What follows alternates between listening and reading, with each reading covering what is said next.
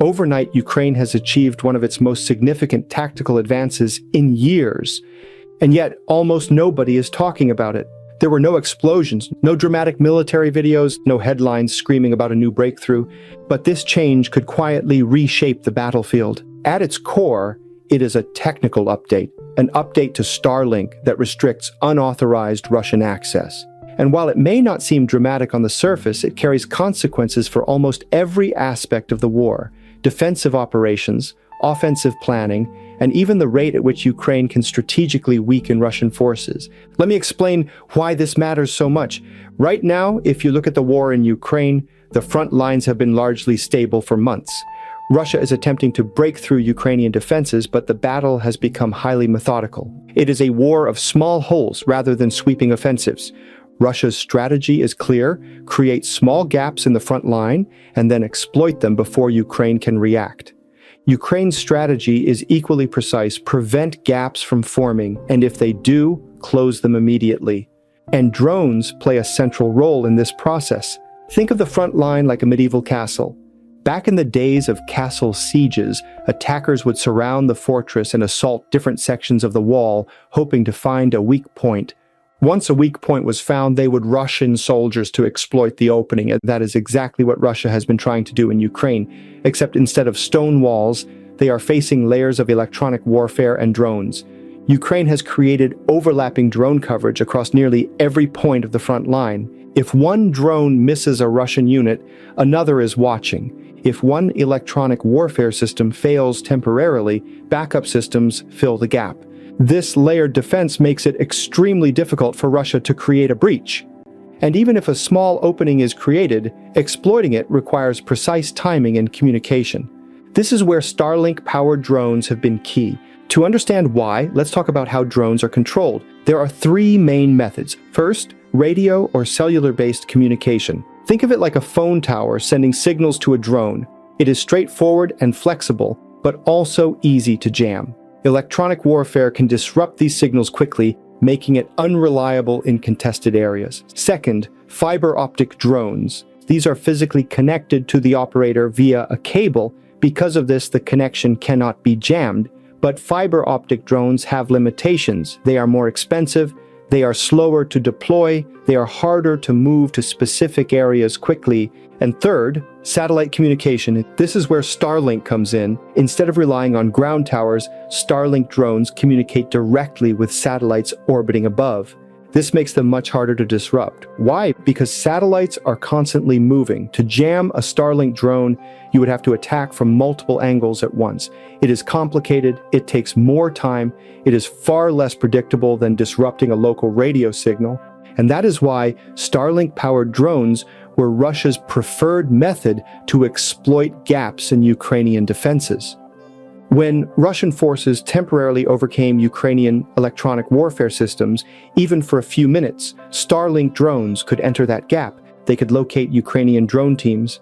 They could identify critical electronic warfare equipment. They could maintain the opening long enough for Russian troops to move through. Even a few minutes of access could make a significant difference on the battlefield. Now, Ukraine and SpaceX have implemented an important update that restricts unauthorized Russian access to Starlink. That means Russia's ability to use Starlink-powered drones in these critical moments has been severely limited. This is a tactical shift that will impact the war in multiple ways. First, even if Russia manages to create a small gap in the Ukrainian front line, exploiting that gap becomes much harder. Creating a gap is one thing, exploiting it is another. Without reliable Starlink access, Russia loses one of its most flexible tools. Second, there is an asymmetric effect. Think of electronic warfare like a wall, an invisible barrier between opposing forces that blocks certain communication signals. Previously, Starlink allowed Russian drones to bypass parts of this wall. The satellite connection let them maintain communication even when local signals were jammed. This meant Russian operators could control drones in real time behind Ukrainian lines, selecting targets dynamically instead of relying on pre-programmed strikes. That category of operation has now been severely restricted. Responsive, real-time, long-range drone control behind Ukrainian lines is much harder for Russia. Meanwhile, Ukraine still has authorized access to Starlink. That creates an asymmetric advantage, harder for Russia to attack, easier for Ukraine to respond. Asymmetric advantages are some of the most impactful in modern warfare. They allow one side to operate effectively while restricting the other side's options. There is also a resource implication. Until now, Ukrainian drone operators have spent a considerable amount of time hunting Russian Starlink terminals. These were high-value targets because destroying them would shut down the Russian drones using the network. Now, with Russia restricted from using Starlink, these terminals are less of a priority. Ukrainian operators can focus on other strategic targets. This frees up drones, frees up operators, and frees up attention. In a war of attrition, where every resource is stretched, this is extremely important. Ukraine can redirect resources toward artillery systems, ammunition depots, command centers, and supply lines. Higher value targets, greater strategic impact. Over time, this accumulates into significant pressure on Russian forces. Now, will this single update win the war? No. Wars are not decided by one event. They are decided by accumulation, small advantages stacking over time. But this update is significant because it impacts both sides simultaneously. It reduces Russia's ability to exploit gaps. It preserves Ukraine's operational flexibility. That is a compounding advantage, and in modern warfare, compounding advantages often determine the outcome over time.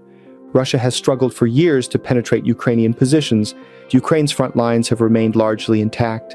Ukraine's drone networks have grown stronger and more redundant. By limiting Russia's access to Starlink, Ukraine has effectively removed one of the few ways Russia could create lasting breaches in their defenses. Even a small tactical edge in such a static environment can become strategically important. Why didn't this update happen sooner? We do not know the exact reasons, and it may have been technically difficult to restrict Russian access without affecting Ukrainian operations. It may have required coordination between Ukrainian leadership and Starlink engineers. It may have involved political or corporate considerations. Whatever the reason, the important point is that the problem has now been solved. The gap has been closed.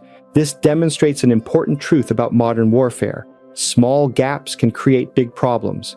Even seemingly minor technical changes can have outsized effects on the battlefield. That is why this Starlink update, though not dramatic in appearance, could have long-term consequences. The update affects not only the front lines, but also areas behind the front lines. Previously, Starlink-enabled drones allowed Russia to maintain communication in Ukrainian territory after passing electronic warfare barriers. This allowed them to target Ukrainian positions dynamically and respond in real time. With Starlink access restricted, this is no longer possible. Russia loses the ability to perform a category of responsive long-range strikes. Ukraine, meanwhile, can still operate in this capacity, creating an asymmetric advantage. This shift also has a strategic impact on attrition. Ukraine's operators can now target more critical assets with their drones. The destruction of artillery systems, supply lines, and command centers now becomes more efficient. This increases the cumulative pressure on Russia over time, potentially accelerating the rate at which Russia's operational capabilities degrade. Zooming out, this war is increasingly about signal control rather than just tanks or artillery. Electronic warfare, drone networks, and satellite communication now determine the pace and effectiveness of operations. The side that controls the communication environment controls the tempo of the battlefield, and this update subtly shifts that balance toward Ukraine. Small advantages, when combined, accumulate. They may not change the war overnight, but over time they put pressure on the opponent. They limit options. They shape the battlefield. And this Starlink update is one of those shifts. Sometimes the most impactful changes in warfare are invisible. They look technical, boring even, but they change what is possible on the battlefield. And in a static, attrition-heavy war like this, those changes matter. To summarize, Ukraine has restricted Russian access to Starlink. This reduces Russia's ability to exploit gaps in Ukrainian defenses.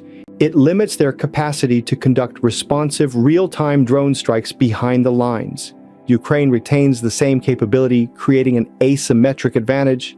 Ukrainian resources can now focus on higher-value targets. And this small change could have outsized consequences as the war continues. In the long run, shifts like this, technical, strategic, and asymmetric, accumulate. They make it harder for Russia to attack and easier for Ukraine to retaliate. And that is why this Starlink update may be far more significant than most people realize.